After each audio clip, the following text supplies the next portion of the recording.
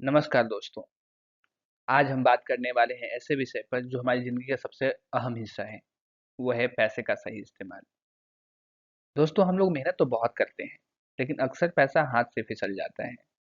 आज मैं आपको पर्सनल फाइनेंस के 5 आसान स्टेप बताने वाला हूँ, जो खासकर लोअर मिडिल क्लास के लिए बहुत ही काम आने वाला है।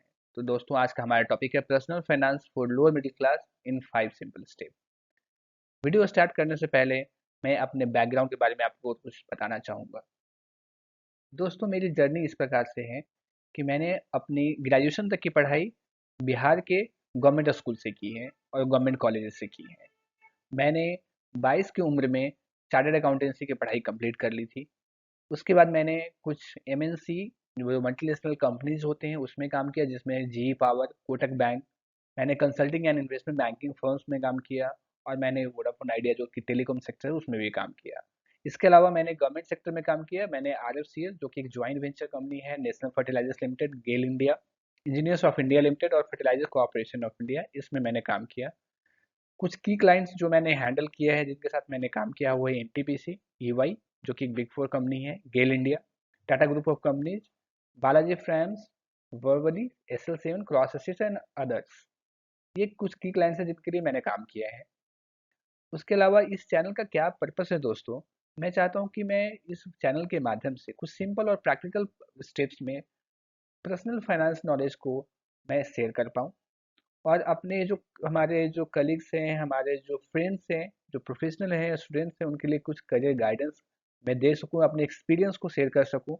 जो कि हमारे जो मित्र हैं वो स्मॉल टाउन और विलेजेस में मेरे को सुन रहे हैं, उनके लिए कुछ कैरियर या कुछ एडवाइस मैं उनके लिए वैल्यू एडिशन कुछ दे पाऊँ। सो ये हमारे चैनल का पर्पस है दोस्तों। आते हैं हमारे वीडियो पे, जो कि है पर्सनल फाइनेंस को 5 स्टेप में कैसे मैनेज करना है। उसमें हमारा पहला स्टेप इस प्रकार से है। स्टेप 1 बहुत ही सिंपल है दोस्तों। इसमें मैंने क्या लिखा, अपनी इनकम को समझो। ये समझना जरूरी है कि आपकी सही इनकम, सही आय क्या है आपकी। चाहे आप नौकरी कर रहे हो, चाहे आप छोटी सी दुकान चलाते हो, हर महीना कितना पैसा आता है, दैट इज इनकम। और हमारे हर महीने हमारे कितने एक्सपेंसेस हो जाते हैं, ये मंथली फ्लो समझना हमारे लिए बहुत जरूरी है। उसका आप रिकॉर्ड रखें। आप एक सिंपल कॉपी, नोटबुक या एक्सेल शीट बना सकते हैं जिसमें आप अपने इनकम या अपने एक्सपेंसेस को ट्रैक कर सकते हैं। जब तक ये साफ नहीं होगा तो आगे की प्लानिंग मुश्किल है। तो मैं बहुत ही मिनिमम वर्ड्स में आपको समझाने की कोशिश कर रहा हूँ कि ताकि आप ये चार में जो 5 स्टेप हैं उसको एकदम से याद कर लें और अपने ज़िंदगी में वो फॉलो करें। देखिए आपकी मंथली सेविंग्स कैसे इंक्रीज होती है और अपने पर्सनल फाइनेंस को कैसे आप अच्छे तरीके से मैनेज कर सकते हैं। मैं बात करता हूँ स्टेप्स टू टू के बारे में। स्टेप टू इस प्रकार से है। ये एक बहुत ही पॉपुलर रूल है, 50, 30 और 20। इसमें क्या होता है कि जो हमारे टोटल इनकम है उसको हम लोग इस रेशियो में डिवाइड करते हैं कि हमें अपने 100 रुपये अगर आपने कमाए हैं, उसको 50% अपने नीड्स पे खर्चे करने हैं, 30% अपने लाइफस्टाइल में और 20% आपको सेविंग पे खर्च करने हैं। इसका क्या मतलब हुआ नीड्स का। मान के चले कि आपके कोई, जैसे घर का किराया हो गया, घर का आपका खाने का खर्च है, बिजली है, इलेक्ट्रिसिटी का बिल्स, बच्चों की पढ़ाई, ये सारे नीड्स है। इसमें आपको 50% अपनी इनकम का स्पेंड करना चाहिए। अब बात करते हैं लाइफस्टाइल की। जैसे कि आपके कुछ फेस्टिवल सीजन होते हैं जिसमें आपको कपड़े लेने होते हैं, दशहरा, दिवाली, ईद, कुछ भी, जो इसमें आपको कपड़े खरीदने हैं, थोड़े आपको एंटरटेनमेंट चाहिए, मोबाइल का रिचार्ज आज के डेट में जानते हैं कितना इंपॉर्टेंट हो गया है, इसमें आपको 30% जाने चाहिए। और बाकी के बचे 20% आपके सेविंग होने चाहिए, चाहे वो छोटी ही क्यों ना हो। मान के चलिए कि जिसका अगर मंथली इनकम 10,000 है, उसको 2000 एटलीस्ट सेविंग में डालना चाहिए। अब वो कहीं पे भी जहाँ पे आपको मन हो, जैसे एफडी हो गए, म्यूचुअल फंड, एसआईपी, जहाँ पे, उसके मैं बाद में बात करूंगा कहाँ पे इन्वेस्ट करना चाहिए। लेकिन ये रेशियो आपको फॉलो करना है अपने लाइफ में। देखिए आपके आने वाले कुछ समय में ही कैसे आपके फाइनेंशियली जो सेविंग्स है वो इंक्रीज होंगी और अपने पर्सनल फाइनेंस को अच्छे से मैनेज कर पाएंगे। चलिए बढ़ते हैं आगे दोस्तों अगले स्टेप की तरफ, जो कि दोस्तों यहाँ पे हम बात करते हैं कि स्टेप 3 में इमरजेंसी फंड बनाने के बारे में। इमरजेंसी फंड क्यों जरूरी है दोस्तों। ये नाम में ही इमरजेंसी छुपा हुआ है कि ऐसा फंड जो हमारी इमरजेंसी में काम आए। इमरजेंसी कैसे हो सकता है, कल को कोई भी हॉस्पिटल्स में जाना पड़ सकता है, कोई भी हमारा अगर मान के चलो कि नौकरी चला गया, कोई ज़रूरी का आपको ट्रैवल करना पड़ रहा है, कहीं सफ़र पे ही जाना पड़ रहा है अपने फैमिली, क्योंकि इंडिया में जो लोअर मिडिल क्लास हैं वो बहुत ही फैमिली से कनेक्टेड होते हैं। अगर फैमिली को कोई परेशानी आती है तो वो हम लोग ऐसे नहीं देख सकते, इग्नोर नहीं कर सकते। हम लोग वेस्टर्न कल्चर में नहीं है, हम लोग इंडियन सोसाइटी में रहते हैं। तो हमारे लिए फैमिली कितना इंपॉर्टेंट है ये कहने की जो बात नहीं है, कहने की ज़रूरत ही नहीं है आप सभी को। तो इसके लिए हमें इमरजेंसी फंड बनाना बहुत ज़रूरी है। ये 3 महीने से 6 महीने तक का हो सकता है। 3 महीने किस चीज़ का? मान के चलो आपके महीने का खर्च, जो आपने महीने का सैलरी जो है वो 10,000 रुपीज़ है। आपने उसमें से खर्च आपके महीने के हैं 6,000, तो आपको 3 महीने का 6,000 इंटू 3, 18,000 आपको कहीं ना कहीं इमरजेंसी फंड बनाकर उसको म्यूचुअल फंड या एफडी में इन्वेस्ट कर दें, ताकि वो कभी भी इमरजेंसी के वक्त आप उसको यूज कर पाए। नॉर्मली क्या मैं प्रीफर करता हूँ कि इसको आप सेविंग अकाउंट में रखें या एफडी में रखें, तो क्योंकि इसको जब आपको जरूरत पड़े वो बहुत इजीली निकाल पाए आप। मैं तो रिकमेंड करूंगा अगर पॉसिबल है तो 6 मंथ का जो आपका एक्सपेंसेस है उसके लिए बना कर ले।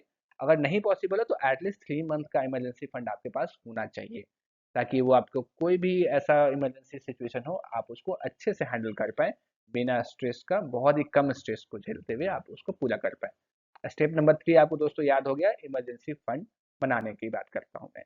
अब बात करते हैं अगले स्टेप की, स्टेप 4। दोस्तों स्टेप 4 में हम बात करेंगे कि हमें कर्ज या डेट से बच के रहना है। जिंदगी में जितना भी पॉसिबल हो, जितना एक्सटेंड तक पॉसिबल है, हमें लोन या जो भी कर्ज है अपने जो लाइफस्टाइल को पूरा करने के लिए नहीं लेना चाहिए। फॉर एग्जाम्पल, आप आईफोन परचेज कर रहे हो ईएमआई पे, आप अपने घर का एक घर के लिए कार ले रहे हो, बाइक ले रहे हो, सारा चीज आपका ईएमआई पे जा रहा है। तो वो ना आपको मंथ एंड में बहुत ही परेशान करेगी, क्योंकि आपका जो सैलरी का मैक्सिमम हिस्सा अगर आपको ईएमआई भरने में चला जा रहा है, तो आपके जो मैंने स्टेप 2 में बताया था कि आपको कैसे बाइफरकेशन रखना है कि 50%, 30% और 20%, तो आप अपने ज़रूरत को नहीं पूरा करोगे, आपको ईएमआई पे चलता जाएगा और वो आपको फिर बहुत बर्डन लगने लगेगा एक लॉन्ग टर्म में। तो मैं बोलूँगा कि पहले तो आप कर्ज ना लो अगर पॉसिबल है। अगर लेना पड़े किसी भी वजह से, तो आपका ईएमआई में जो पैसे जा रहे हो वो 30% से ज़्यादा नहीं जाना चाहिए। आपके मंथली इनकम का, मंथली सैलरी या किसी भी इनकम सोर्स जो आपको मंथली में आ रहे हैं, उसके में 30 ईएमआई का जो परसेंटेज है 30% से ज़्यादा ना हो। तो एक सेफ ईएमआई जोन उसको बोला जाता है, उससे आप कोशिश करिए कि उसके ऊपर आप ना जाए। बढ़ते हैं अपने स्टेप 5 की तरफ। स्टेप 5 में दोस्तों बात करेंगे छोटी बचत यानी बड़ी ताकत। छोटी बचत को हमें अपनी बड़ी ताकत समझना चाहिए।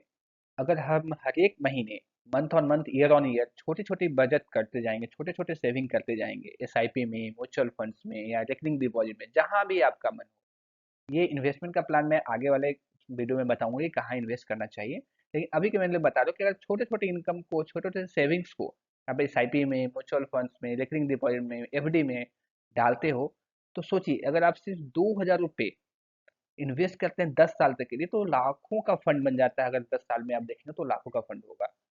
तो ये होता है कंपाउंडिंग ग्रोथ। कंपाउंडिंग ग्रोथ का इसको बोलते हैं कि मैजिक होता है।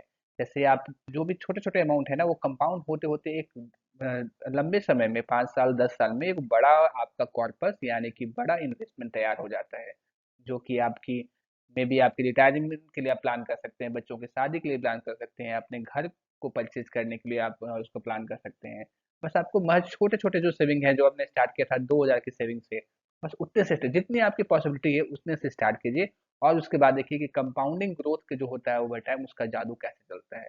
लेकिन आपको अभी से स्टार्ट करना पड़ेगा और अभी से इसके लिए आपको तैयार रहना पड़ेगा। नहीं तो लोग क्या करते हैं कि वो कल सेविंग करेंगे, कल पे सब छोड़ देते हैं, आज खर्चा खर्चा करते जाते हैं और कल उनके हाथ में कुछ भी नहीं बचता। तो मेरा ये 5 स्टेप यहाँ पे खत्म हुआ। अब हम बात करते हैं कि हमने क्या सीखा क्विक चेक में। दोस्तों मैंने पहला स्टेप में बताया था आपको कि आपको अपने इनकम और आपका जो एक्सपेंस है उसके एक रजिस्टर तैयार करने हैं। दूसरे स्टेप में मैंने आपको एक नियम बताया था 50-30-20, जिसमें 50% आपको अपनी ज़रूरतों पे खर्च करने हैं, 30% आपके लाइफस्टाइल में और 20% आपको सेविंग में करने हैं। तीसरे में मैंने आपको बताया था कि इमरजेंसी फंड बनाने हैं। चौथे में आपने मैंने आपको बताया था कि डेट यानी कर्ज से आपको बच कर रहना है। और पांचवें स्टेप में मैंने बताया था कि छोटी बचत को बड़ी ताकत समझनी चाहिए। दोस्तों, पर्सनल फाइनेंस का मतलब सिर्फ पैसा बचाना नहीं है, बल्कि अपने और अपने परिवार के लिए सुरक्षित भविष्य बनाना है। चाहे आय छोटी हो, चाहे आपकी इनकम छोटी है, थोड़ा है, लेकिन अनुशासन, डिसिप्लिन बड़ा होना चाहिए। आज से ही शुरुआत कीजिए और धीरे-धीरे अपनी वित्तीय ज़िंदगी मजबूत बनाइए, अपनी फाइनेंशियल स्ट्रेंथ को मजबूत बनाइए। अगर आपको ये वीडियो पसंद आया तो लाइक करें, शेयर करें और सब्सक्राइब करें ताकि हम सब मिलकर एक फाइनेंशियली स्मार्ट इंडिया बना सकें। Thank you.